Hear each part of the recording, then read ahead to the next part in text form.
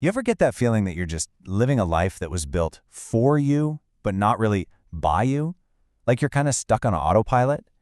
Well, today we're going to get into that because we're talking about a huge shift in perspective, moving from just letting life happen to becoming the architect of your own experience.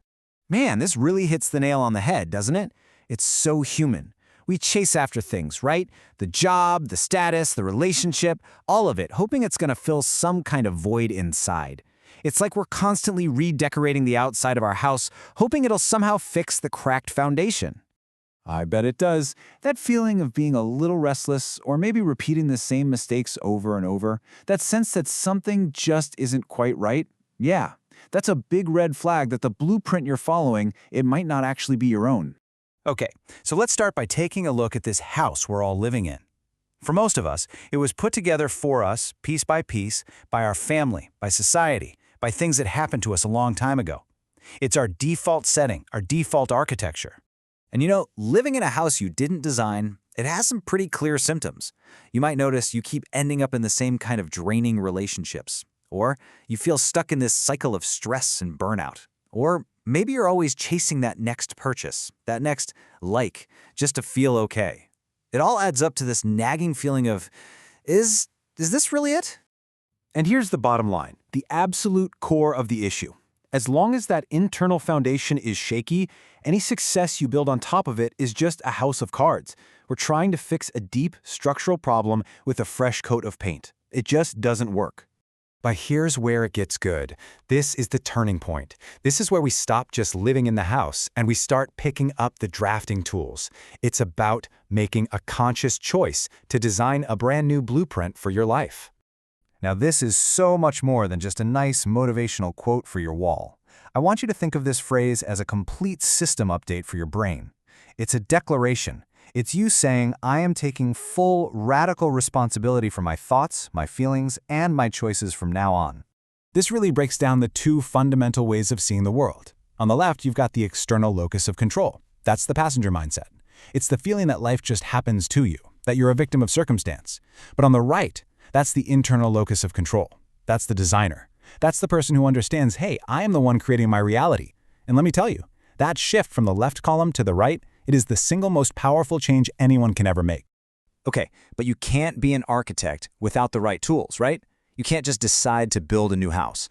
So let's open up the toolkit and look at 3 absolutely essential concepts that will let you start drawing that new blueprint.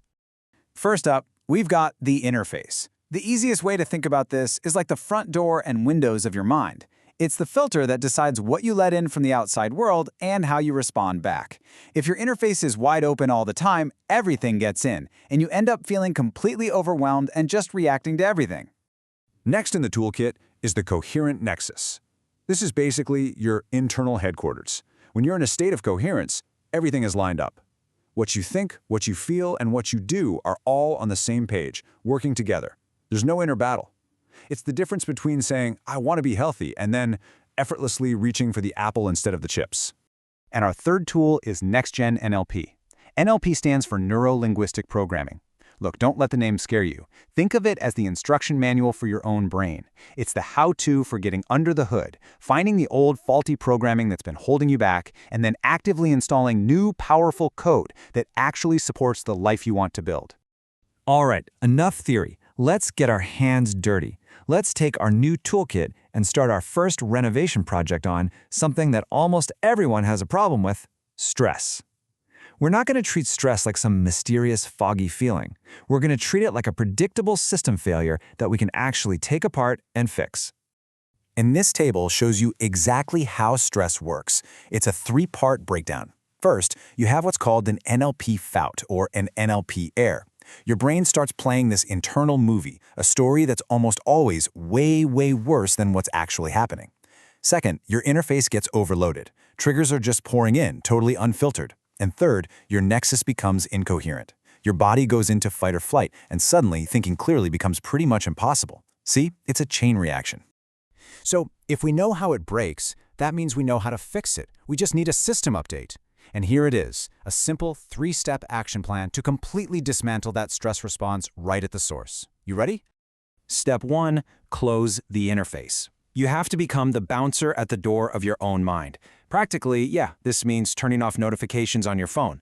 But more importantly, it means when you feel that stress rising, you stop and ask one simple question. Is this a real, immediate tiger in the room, or is my brain just projecting a scary movie about the future? Step 2. Create coherence. Here's the thing. You can't think your way out of a panic. You have to use your body to reset your brain. The easiest way is with box breathing. You breathe in for 4 seconds, you hold for 4, you breathe out for 4, and you hold for 4. It's that simple. This acts like a remote control for your nervous system. It sends a powerful, undeniable signal to your brain that says, hey, we're safe. The coast is clear. And the final step, step 3, break the neural pattern. That stress response is just an old, automatic program running on a loop. You have to interrupt it. The second you feel it kicking in, do something physical. Stand up, stretch, look at the ceiling. Then, consciously change your internal language. Go from that panicked, I can't handle this, to a calm, objective observation. My system is overstimulated, and I am choosing to calm it down. You're taking the controls back from the autopilot. So, we've looked at the old house, we've talked about the new mindset, and we've opened up the toolkit. Now, this is all about you. It's about your blueprint, and construction starts right now. So to make this real, you've got to pick a place to start. What is the first wall you are going to tear down? What's that one frustrating pattern in your life that you are just done with?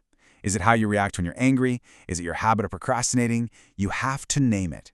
Because a great architect always starts with one single, specific renovation.